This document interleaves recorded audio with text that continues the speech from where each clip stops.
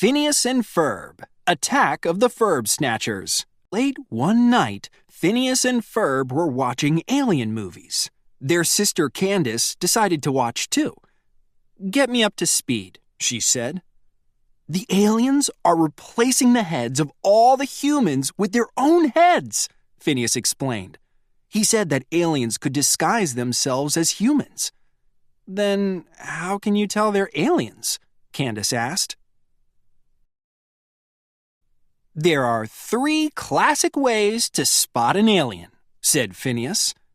"Aliens use strange words. Aliens have weird body parts. But the clearest sign," said Phineas, "is that they can safely remove any human head and replace it with their own multi-eyed head." The alien movie played all night. Candace stayed awake to watch. In the end, no one thought the woman in the movie had really seen aliens. "Why did I think anyone would believe me?" she cried. "I was a fool!" "Oh my gosh, you guys!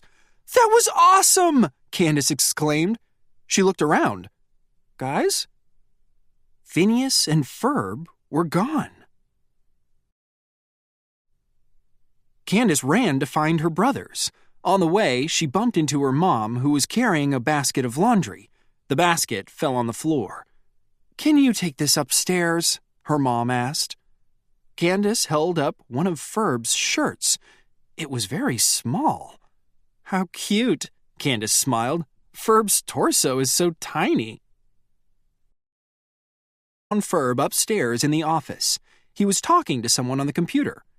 But the words Ferb used sounded very strange. Candace quickly left. She didn't see Ferb take a big piece of chewy candy out of his mouth. Ferb hadn't been talking at all. The voice Candace had heard was actually Ferb's cousin.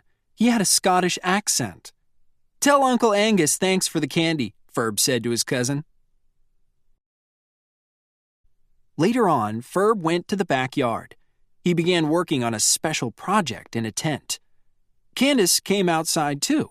She saw Ferb's shadow through the tent and gasped. It looked like Ferb was taking off his head. "Oh my gosh! Ferb's an alien!" Candace screamed. Then she ran away. Candace hid in the basement. "I'm sure there's a good reason Ferb can remove his head," she told herself. "It's not like he had any of the other signs." Then she remembered that Ferb had a small torso and had spoken in a strange language. "The aliens got to Ferb," she cried. Candace ran to get Phineas. "Ferb is an alien," she told him. "My brother's an alien?" Phineas asked. "How cool is that? But I think you might be letting your imagination get the best of you, sis." Candace decided to get proof. She spied on Ferb and took pictures. In one picture, Ferb looked like he had lots of arms. In another, he was pulling strange goo out of an invention. Finally, Candace saw Ferb wearing glasses with lots of eyes. She was sure he was an alien. Meanwhile, Phineas and Ferb's pet platypus Perry was on a mission. The brothers didn't know that Perry was actually a spy named Agent P. The platypus needed to stop his enemy, Dr. Doofenshmirtz, from selling evil inventions on the internet. Agent P dressed up like a mad scientist. Then he went to the evil doctor's lab. "You must be here about the ad," Dr. Doofenshmirtz said. Agent P's disguise had tricked him. The doctor took Agent P over to a giant machine. "Behold, the wrapped up in a nice little bowinator," he said. Dr. Doofenshmirtz explained how it worked. "Say your nemesis is arriving sooner than expected, and your place is a mess. Tidying up is a snap with a press of this large red button." The doctor pushed the button. The machine zapped a pile of dirty sheets on Dr. Doofenshmirtz's bed. The bed shrunk into a tiny box. Dr. Doofenshmirtz walked over to a treadmill in his lab. "You can also use the machine to hang your clothes on, just like a treadmill," he said. "So, make me an offer." Agent P didn't respond. "Wow, you're a good negotiator," Dr. Doofenshmirtz said. "Okay, half price." Just then, Agent P pulled off his disguise. Dr. Doofenshmirtz gasped. "Perry the Platypus!" He grabbed a baseball bat. Agent P used his tail to whack the tiny box with the bow at his enemy. The box hit the treadmill's start button. The treadmill began to move.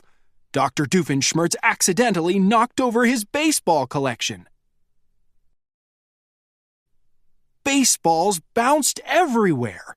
They hit the red button on Dr. Doofenshmirtz's wrapped up in a nice little bowinator. Soon, everything in the lab was shrinking into tiny boxes. Back at home, Candace showed Phineas the pictures she had taken of Ferb. "Look at these photos!" she cried. "Ferb is an alien!" "And listen to this." Candace played a cassette tape for Phineas. No sound came out. "That is an entirely different silence than the Ferb silence we're used to," she said. "Here, I'll play it backwards."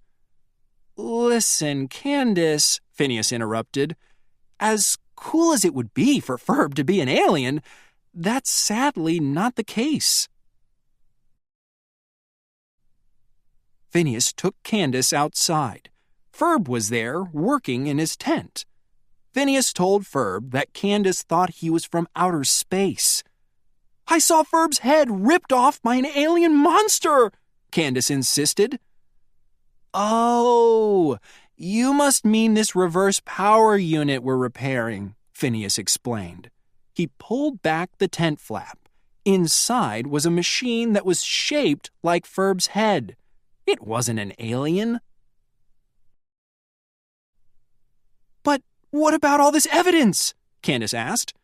"Even though Ferb's not an alien, we are fixing a spacecraft for a friend," Phineas explained. "Wait, what?" Candace said. "We just finished, and we're about to launch," Phineas replied. Candace couldn't believe it. "You guys are so busted!" she cried. Candace ran to get her mother. She found her in the kitchen. "Mom!" Candace exclaimed. She grabbed her arm.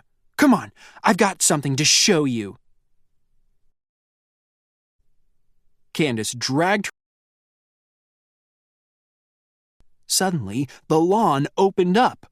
A giant spaceship and launching pad rose out of the ground. "Are you seeing this?" Candace asked her mom. "Yes," her mother replied. "I can't believe this is really happening," Candace said to her brothers. "I busted you!" But Candace's mom didn't yell at Phineas and Ferb. She just smiled. "You two have done a great job repairing my ship," she said. "Huh?" asked Candace. It turned out that the mom in the yard was really a robot. Inside was a little alien. "No problem, Garbog," Phineas said. The brothers had fixed the alien's broken spaceship.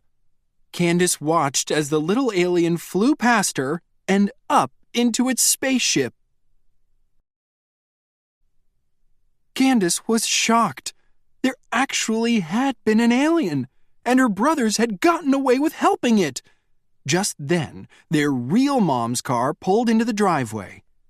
The alien ship and robot mom were gone, but the launch pad was still in the backyard. "I have proof!" cried Candace. She ran to get her real mom. Back at Dr. Doofenshmirtz's lab, Agent P hit one of the tiny boxes at his enemy.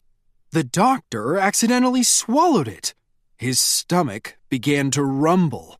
The furniture in the box expanded inside Dr. Doofenshmirtz's stomach. When the furniture was back to its normal size, the doctor was huge. Why did I ever order such a large bedroom set? He moaned. Suddenly, the wrapped-up in a nice little boa-nator rolled out the window. Agent P didn't have any time to lose. He jumped onto the machine and pressed the button. Dr. Doofenshmirtz's whole lab shrunk into a tiny box with a bow. Agent P flew away on a parachute. Before it hit the ground, the machine shot one last laser beam up into the air. It bounced off a satellite and right into Phineas and Ferb's backyard. The alien launch pad shrunk into a tiny box. It folds up for easy storage, said Phineas. Cool. A moment later, Candace brought her mom into the backyard. By that point, the launch pad was gone. No! Cried Candace. But it was all right here. Candace dropped to her knees. Oh, why did I think anyone would believe me? She cried. I was a fool! A fool! Candace's life suddenly seemed a lot like a movie.